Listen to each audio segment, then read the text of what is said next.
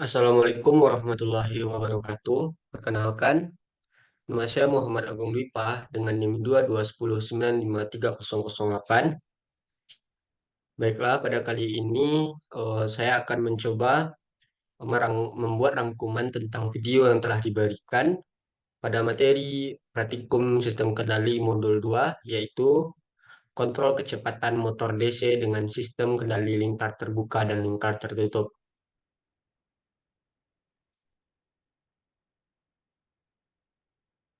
Diagram blok sistem kendali ialah diagram yang menunjukkan tahapan pengendali pada suatu sistem kendali. Diagram blok terdiri dari ada sinyal, subsistem, summing point, branch point. Yang dijelaskan sebagai sinyal adalah garis panah yang menunjukkan arah tahapan pengendali atau sistem kendali. Subsistem, blok yang berisi karakteristik dari tahapan pengendalian sistem dalam bentuk fungsi. Summing point, titik penjumlahan atau pengurangan antara dua sinyal atau lebih.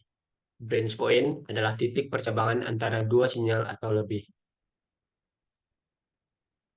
Contoh diagram blok sistem kendali pada layar sama-sama kita lihat, kita mempunyai RS dan CS. Itu merupakan sebagai input dan output dari sebuah diagram. Yang bisa dikatakan RS merupakan garis sinyal, lalu ada titik titik penjumlahan atau summing point, ada garis sinyal, ada GS subsystem, ada CS garis sinyal atau bisa dikatakan output, ada titik branch point, ada HS sebagai subsystem. Selanjutnya ada hubungan dan modifikasi diagram blok. Hubungan seri. Eh, Hubungan seri ini seperti sama-sama kita lihat pada gambar, ada X1S, lalu G1S, lalu X2S, G2S, dan X3S. Di mana dari blok diagram di atas dapat kita ketahui X2S sama dengan X1S kali G1S. Ini X1S, G1S kita kali, lalu X2, X2 kita kali dengan G2S. Selanjutnya seperti itu. Lalu kita substitusikan sehingga menjadi X3S sama dengan X1S kali G1S kali G2S. Selanjutnya, hubungan paralel. Dari sebelumnya, hubungan seri ini sama-sama kita lihat pada gambar. Kita dapat membedakan dengan hubungan paralel, yaitu di hubungan seri ini kita tidak memiliki feedback atau umpan balik, sedangkan di hubungan paralel kita memiliki umpan balik. Sama-sama kita lihat pada gambar, memiliki X1, G1S, G2S, X2S, X3S, lalu output, yang dimana dari blok diagram di atas dapat kita buat persamaan X2S sama dengan X1S kali G1S, X3S sama dengan X1S kali G2S. Pada blok diagram di atas terhubung ke titik penjumlahan sehingga X4S sama dengan X2S kurang X3S. X4S sama dengan X1S kali G1S kurang G2S. Selanjutnya, ada modifikasi diagram blok berguna untuk menyederhanakan suatu bentuk diagram blok untuk menentukan suatu penyelesaiannya. Satu, pergeseran titik percabangan dari sebelum sistem ke setelah sistem dapat sama-sama kita lihat. Dari gambar pertama ini titik percabangannya masih sebelum sebelum G, dan setelahnya kita lihat gambarnya titik percabangannya bergeser ke setelah G, yang dimana X1 kali G kali A sama dengan X1. A sama dengan 1/G. Selanjutnya, pergeseran titik percabangan dari setelah sistem ke sebelum sistem. Sama-sama kita lihat dari gambar. Dari gambar pertama kita lihat ini adalah letak titik percabangan setelah G, dan selanjutnya merupakan letak titik pertambangan sebelum G dan A. Selanjutnya dapat kita lihat kita mendapatkan X1 kali A sama dengan X1 kali G, A sama dengan G. Selanjutnya, pergeseran titik penjumlahan dari sebelum sistem ke setelah sistem. Dapat sama-sama kita lihat dari gambar pertama itu merupakan titik penjumlahan sebelum G, dan yang merah adalah titik percabangan setelah G.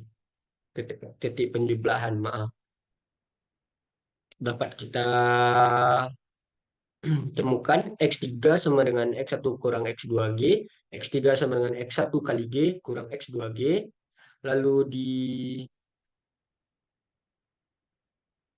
setelah sistem kita mendapatkan X3 sama dengan X1 kali G kurang X2 kali A.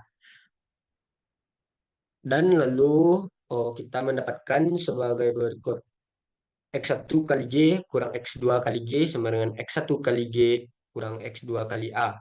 G sama dengan A. Selanjutnya pergeseran titik penjumlahan dari setelah sistem ke sebelum sistem.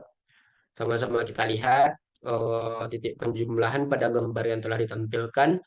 Yang pertama merupakan setelah sistem, yang kedua merupakan sebelum sistem.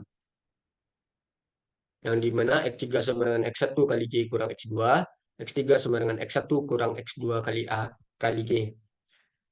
Lalu kita mendapatkan X1 kurang X2 kali A, G sama dengan X1 kali G kurang X2. X1 kali G kurang X2 kali A kali G sama dengan X1 kali G kurang X2. X2 kali A kali G sama dengan X2. A sama dengan 1 per G. Selanjutnya kita membahas tentang sistem kendali lingkar terbuka dan tertutup, yaitu pada sistem kendali lingkar terbuka, yaitu sistem yang tidak memiliki umpan balik di mana hanya ada input dan keluaran. Sama-sama kita lihat pada gambar, kita hanya memiliki input sistem dan keluaran. Sehingga kita mendapatkan fungsi ahlinya CS per RS sama dengan GS. Keluaran sistem CS sama dengan GS kali RS. Selanjutnya, sistem kendali lingkar tertutup, yaitu sistem kendali yang memiliki umpan balik. Sama-sama kita lihat pada gambar, kita melihat pada gambar tersebut kita memiliki umpan balik atau kita memiliki feedback dengan fungsi alih CS sama dengan ES kali GS. ES sama dengan RS kurang BS. BS sama dengan CS kali HS. Selanjutnya substitusikan persamaan 3 ke persamaan 2 menjadi ES sama dengan RS kali CS HS. Setelah itu substitusikan persamaan 4 ke persamaan 1 menjadi CS sama dengan RS kurang CS kali HS kali GS. Lalu kalikan GS ke dalam sehingga menjadi CS sama dengan RS, GS kurang CS, HS, GS. Selanjutnya pindahkan CS, HS, GS ke ruas kanan menjadi CS tambah CS, HS, GS sama dengan RS, GS. Keluarkan nilai CS sehingga menjadi CS 1 tambah GS kali HS sama dengan RS kali GS. Lalu pindahkan RS ke ruas kiri dan 1 kali GS, HS ke ruas kanan menjadi CS per RS sama dengan GS 1 per 1 tambah GSHS. Selanjutnya, perbandingan sistem kendali lingkar terbuka dan lingkar tertutup. Dalam sistem lingkar terbuka, kita kurang stabil dan teliti, lebih mudah dibuat, tidak ada umpan balik, dan murah. Sedangkan sistem lingkar tertutup lebih stabil dan teliti, lebih susah dibuat, terdapat umpan balik, dan mahal. Pengendali PID, PID. Pengendali PID atau biasa disebut kontroler PID digunakan untuk memperbaiki performansi sistem melalui perbaikan respon sistem yang dihasilkan. Jadi kita bisa melihat apakah performa sistem yang kita buat sudah baik dengan melihat respon sistem yang dihasilkan. Apabila respon yang dihasilkan sudah sesuai dengan apa yang kita inginkan, maka dapat dikatakan performa sistem yang kita buat atau kita gunakan sudah baik. Begitu juga sebaliknya. Pengendali PID ini dapat digunakan pada saat sistem dalam keadaan stabil. Contoh, mengurangi atau menghilangkan nilai error steady state, meningkatkan kecepatan respon untuk mencapai set point. Selanjutnya, ada pengendali proporsional, yaitu jenis kontrol yang menghasilkan output yang sebanding dengan nilai masukan. Dalam domain waktu, hubungan antara sinyal error E dengan sinyal kontrol U dinyatakan dalam persamaan UT sama dengan KP kali ET. Dalam domain Laplace dapat dituliskan US per ES sama dengan KP. Selanjutnya, karakteristik pengendali proporsional. Satu, jika KP diperkecil, maka respon sistem akan semakin lambat dan rest time akan semakin lama. Jika KP diperbesar, maka respon sistem akan makin cepat atau mendekat steady state dan rest time akan semakin singkat. Jika KP terlalu besar, maka respon sistem akan semakin tidak stabil atau ada overshoot atau isolasi terlihat jelas. 4. Nilai KP dapat diatur atau ditentukan sedemikian sehingga mengurangi steady state error tetapi tidak menghilangkannya. 2. Pengendali integral merupakan jenis kontrol yang menghasilkan output lebih besar atau lebih kecil ketika error input sama dengan 0. Seperti gambar kita melihat, dalam pengendali integral, nilai error E merupakan diumpankan sebagai laju perubahan sinyal kontrol U sebagaimana dinyatakan dalam persamaan berikut ini. UT sama dengan KI integral 0 sampai T ET dt. Dalam domain Laplace dapat dituliskan US per ES sama dengan KI per S. Karakteristik dari pengendali integral. Keluaran pengontrol integral membutuhkan jeda sehingga pengontrol integral cenderung memperlambat respon. Ketika sinyal ES 0, output tetap akan bertahan pada nilai sebelumnya. Jika nilai ES tidak 0, output akan menunjukkan kenaikan atau penurunan yang dipengaruhi oleh nilai ES dan nilai KI. Konstanta integral KI yang sangat besar akan mempercepat hilangnya error, namun akan meningkatkan osilasi. Selanjutnya ada pengendali derivatif, yaitu jenis kontrol ini menghasilkan output yang merupakan diferensial dari input. Namun, pengendali ini tidak dapat mengeluarkan output tanpa adanya perubahan input. Seperti di gambar, pengendali derivatif akan memberikan suatu kontrol U yang bersesuaian dengan turunan laju perubahan sinyal error E sebagaimana dinyatakan dalam persamaan berikut ini. UT per ET sama dengan KD DET per DT. Dalam domain Laplace dapat ditulis US per ES sama dengan KDS. Selanjutnya ada karakteristik pengendali derivatif. Pengendali derivatif tidak dapat menghasilkan output jika tidak ada perubahan input. Jika nilai error berubah terhadap waktu, output yang dihasilkan tergantung dari nilai KD atau laju perubahan error. Pengontrol diferensial mempunyai suatu karakter untuk mendahului sehingga pengontrol ini dapat menghasilkan koreksi yang signifikan sebelum sesuai. Sistem mengalami error terlalu tinggi sehingga dapat meningkatkan stabilitas sistem. Dengan meningkatkan nilai KD, dapat meningkatkan stabilitas sistem dan mengurangi overshoot. Berdasarkan karakteristik pengontrol ini, pengontrol diferensial umumnya dipakai untuk mempercepat respon awal atau sistem, tetapi tidak memperkecil kesalahan pada keadaan tunaknya. Kerja pengontrol diferensial hanyalah efektif pada lingkup yang sempit, yaitu pada periode peralihan. Oleh sebab itu, pengontrol diferensial tidak hanya menggunakan tanpa ada kontroler lainnya. Selanjutnya ada pengendali proposal integral, yaitu jenis kontrol yang menghasilkan output yang merupakan diferensial dari input. Namun pengendali ini dapat mengeluarkan output tanpa adanya perubahan input. Seperti di gambar di atas, kita mendapatkan UT sama dengan KP kali ET tambah KP per TI integral 0 sampai T ET dt. Dengan KP adalah suku penguatan proporsional dengan TI merupakan waktu integral. Dalam domain Laplace dapat kita tulis yaitu US per ES sama dengan KP kali 1 tambah 1 per TIS sama dengan KP 1 tambah TIS per TIS. Selanjutnya ada karakteristik pengendali proporsional integral. Adanya penambahan faktor integral pada pengendali maka akan memperbaiki respon sistem, tidak mengembalikan error pada nilai 0, namun menjaga nilai konstan sepanjang T. Respon lebih lambat karena nilai error tidak dapat dihilangkan, nilai overshoot-nya tinggi. P dan I, kontroler, merupakan karakteristik yang sama dalam hal rise time dan overshoot. Oleh karena itu, nilai KP harus dikurangi untuk menghindari overshoot yang berlebihan. Nilai KI diambil lebih besar dari nilai KP karena diinginkan untuk meniadakan steady state. Jika KP besar dari KI, maka steady state error-nya tidak dapat dihilangkan.